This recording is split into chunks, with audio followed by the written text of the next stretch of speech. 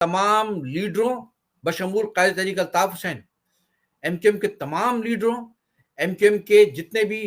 اس وقت کے جو سیکنڈ لیڈرشپ تھی، سب کے سروں کی قیمتیں لگائی گئیں،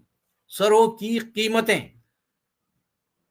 پاکستان کی پوری پولیٹیکل ہسٹری میں کسی بھی پارٹی کے ساتھ یہ نہیں کیا گیا جو ایم کیو ایم کے ساتھ کیا گیا، سروں کی قیمتیں لگائی گئی ہیں کہ ان کی زندہ یا مردہ گرفتاری پر اتنا انعام دیا جائے گا۔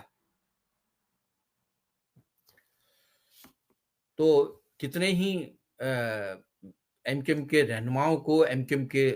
عہدیداروں کو شہید کر دیا گیا۔ اور پھر یہ سلسلہ جو 92 سے شروع ہوا، بے نظیر 93 میں وزیر اعظم بدلی، اس کی حکومت آتی، آپریشن پھر بھی چلتا رہا، اور بے نظیر کے دور میں جس طرح سے پھر جعلی پولیس مقابلوں کے نام پر ایم کیو ایم کے کارکنوں کا قتل عام کیا گیا ہے، ایک ایک دن میں 10 12 20 کارکن شہید کیے جاتے رہے۔ تو ظلم و ستم کا ایسا سلسلہ جو شروع ہوا 19 جون 1992 کو، حکومتیں بدلتی رہیں،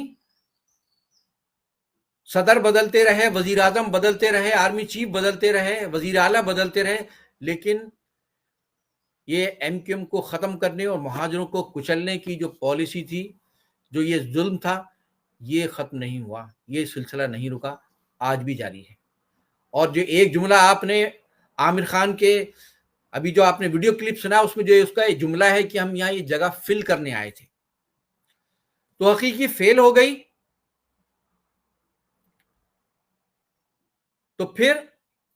وہی پالیسی، اسی پالیسی کے تحت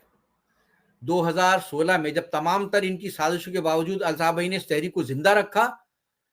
اس تحریک کو پورے ملک میں پھیلایا، تو اسی پالیسی کے تحت 2016 میں ایم کیو ایم کے اسی طرح لوگوں کو خرید کر کے، جو وہ کمینہ صفت شخص ہے مصطفیٰ کمال اور انیس قائم خانی، جن کو تحریک نے آفاق اور عامر کی طرح ان کو بھی تحریک نے بہت کچھ دیا تھا، انہوں نے بھی اسی طرح اپنی تحریک کی پیٹھ میں چھرا گھونپا۔